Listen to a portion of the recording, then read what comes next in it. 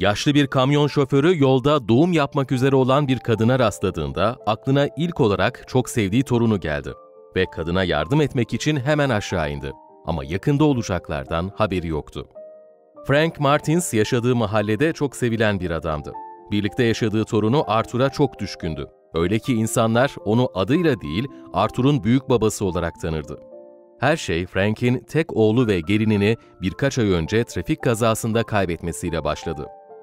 Ailesini bir anda kaybetmek Frank'i yaşlandırmıştı. Üstelik torununun velayetini kaybetmesi durumu daha da kötüleştirdi. Önünde iki seçenek vardı. Ya oturup ağlayacak ya da torunu için kendini toparlayacaktı. Yol dikenlerle dolu olsa da Frank ikincisini seçti. Bir şarküteri deposunda kamyon şoförü olarak çalışmaya başladı. Ama kazandığı az miktarda para ona zar zor yetiyordu. Bu yüzden Arthur'un masraflarını karşılaması mümkün değildi. Yine de torununun velayeti için savaşsa da onu yetimhaneye yerleştirmelerine engel olamadı. Davaya bakan yargıç ona torununuzu yetiştirmek için gerekli olan mali durumu tam olarak karşılayamıyorsunuz demişti. Frank bu sözleri her gün ve her an düşündü.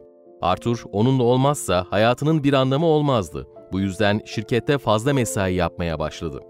Torununu büyütebileceğini kanıtlamak için paraya ihtiyacı vardı ve bunun için her şeyi yapardı. Frank bir sabah teslimat kamyonunu kentin dışındaki bir mahalleye götürürken yolun ortasında bir kadın gördü. Kenara çekip dışarı çıktığında şok olacaktı. Kadının doğum yapmak üzere olduğunu fark etti. "Seni hastaneye götürmemiz gerek" diyerek aceleyle kamyonuna gitti ve ambulans çağırdı. Hamile bir kadının doğum yaptığını, çok acil yardıma ihtiyaçları olduğunu söyledi. Ama kadın korkunç bir durumdaydı. Frank bunu görebiliyordu. Hastaneye zamanında varmasının çok zor olduğunu düşündü. O anda Frank kadını hastaneye kendisi götürmeye karar verdi. Acı içindeki kadına "Korkarım bekleyemeyiz, sana yardım etmeme izin verirsen seni hastaneye götürebilirim" dedi. Kadını güçlükle kamyona yerleştirip olanca hızıyla merkeze geri dönmeye başladı. Bir süre sonra kadının bayılmasıyla Frank panik oldu. Her şey için çok geç kalmış olabilirdi. Hastaneye vardıklarında sağlık ekipleri kadını acilen ameliyathaneye aldı. Ne yapacağını bilemeyen adam endişe içinde beklemeye başladı. Kadının ve bebeğinin kurtulması için dua etmekten başka yapacağı hiçbir şey kalmamıştı. Neyse ki bir süre sonra iyi haber geldi. Bir doktor yanına gelerek kadının sağlıklı bir kız çocuğu dünyaya getirdiği müjdesini verdi. Onları son anda yetiştirdiği için muhtemelen hayatlarını kurtarmış olduğunu söyledi. Kadın normal bir odaya alındıktan sonra Frank onu ziyaret etti. Adının Alice olduğunu öğrendiği kadın gözyaşları içindeydi ve yardım ettiği için ona minnettar olduğunu söyledi. Frank, "Benim de 6 yaşında bir torunum var ve dünyada bir çocuğun hayatından daha değerli hiçbir şey olmadığını biliyorum. Ben sadece görevimi yaptım" dedi. Alice, adamın samimiyetinden çok etkilenmişti. Eşinin iş gezisi için yurt dışında olduğunu, kız kardeşini ziyaretten dönerken doğumun başladığını ve şarjı bittiği için çaresiz kaldığını anlattı. Sohbetleri sırasında Frank de ona kendi hikayesinden bahsetti. Oğlu ve gelinini kaybettikten sonra tek varlığının torunu olduğunu, onun velayetini kazanmak için sürekli fazla mesai yaparak gelirini artırmaya çalıştığını söyledi. Alice, "Bu korkunç bir durum, yapabileceğim bir şey var mı?" diye sorduğunda Frank kibarca teşekkür etti.